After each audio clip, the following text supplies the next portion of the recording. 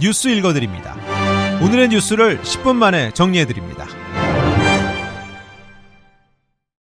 오늘은 2024년 1월 16일 화요일입니다.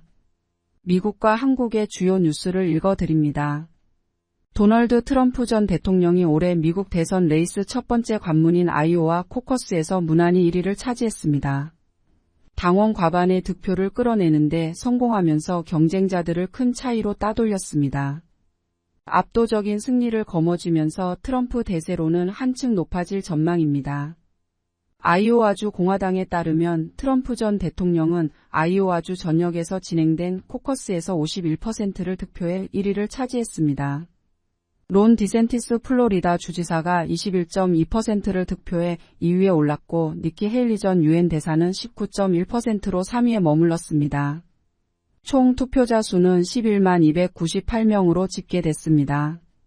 가장 최근 공화당이 야당으로 대선을 치렀던 2016년에는 18만 6천 명이 참여했으나 한파 등의 영향으로 투표율이 크게 줄었습니다. 다음 경선은 오는 23일 뉴햄프셔주에서 열릴 예정입니다.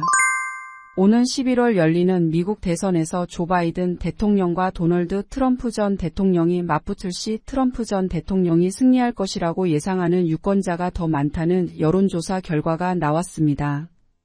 이코노미스트와 여론조사기관 유고부가 실시한 여론조사에서 본인의 선호와 관계없이 실제로 누가 대선에서 승리할 것이라고 예상하느냐는 질문의 응답자의 44%가 트럼프 전 대통령이라고 답한 것으로 나타났습니다.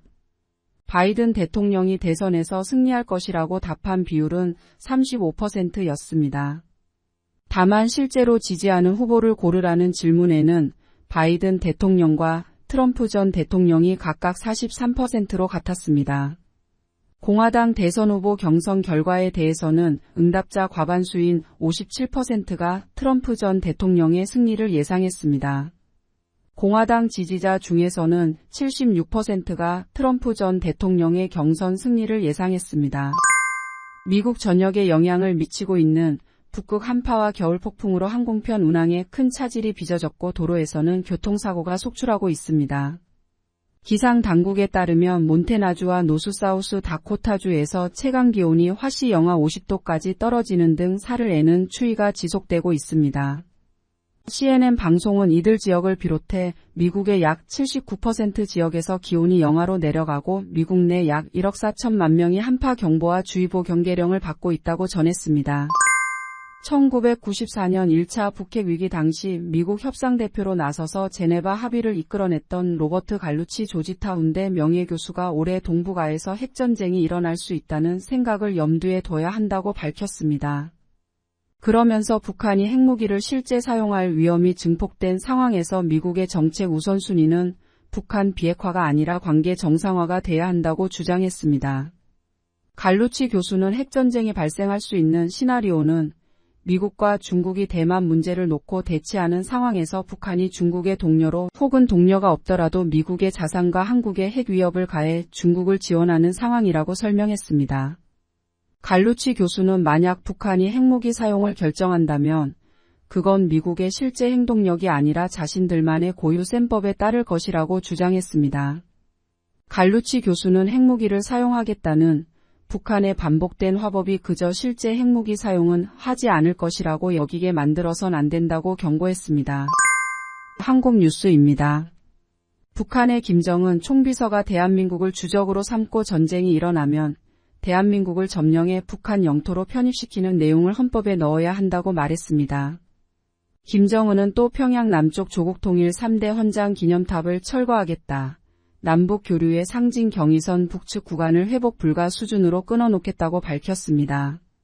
북한은 한국 통일부의 대화 상대였던 조국평화통일위원회 폐지도 결정했습니다.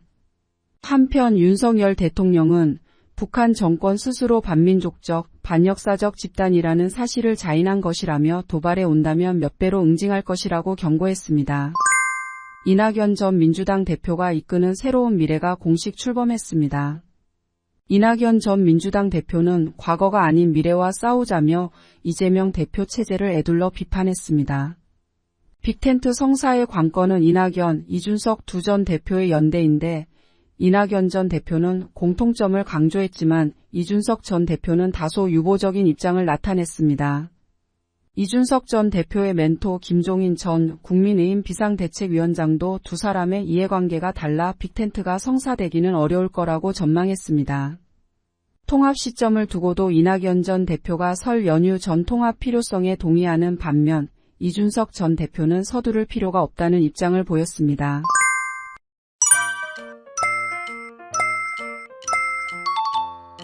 끝으로 날씨입니다.